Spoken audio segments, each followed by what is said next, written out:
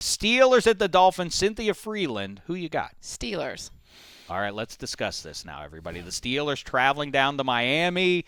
Adam Gase, No, I love Adam Gase, but I still pick the Steelers. I do too. I buy just based on the evidence of all his stops along the way. Although the media nationally is now mounting against Ryan Tannehill. There's enough evidence here that he's just not going to be fixed as a NFL QB.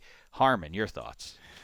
I mean, I'm pretty tempted to say that there could be an upset here just because of the Steelers' history. Like we said, they Mike Tomlin, I'll say it again. When he plays teams on the road, when his Steelers go on the road and play teams with winning percentages around 250, they inexplicably seem to lose. That is a legitimate storyline. How many times has that happened?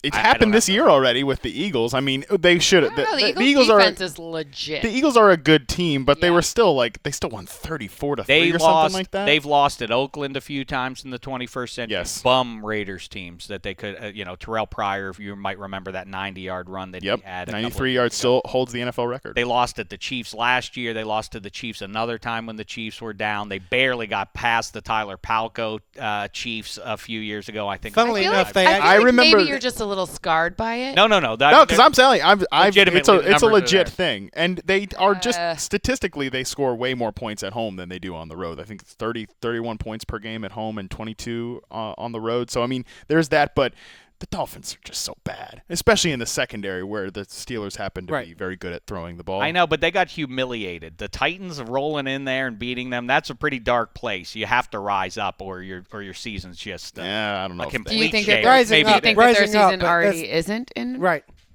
bad? I mean, they don't have any good players. That's something I love. They have a few, but I love talking with guys like Ike Taylor and Maurice Jones-Drew about that. What happens when you're in mid-October and you realize, wow, I mean, our season is finished. We have no chance of the playoffs. Where do you go from there? How do you get yourself mentally right for that as an individual and as a team? It's easier to do as an individual because you have money on the line, but collectively, this is a tough spot to be in if you're the Dolphins, and maybe Gase can rally them and say, have some dignity, fellas. I think that's the best that they can do at this point because they will get beaten. It's just how much they get beaten by.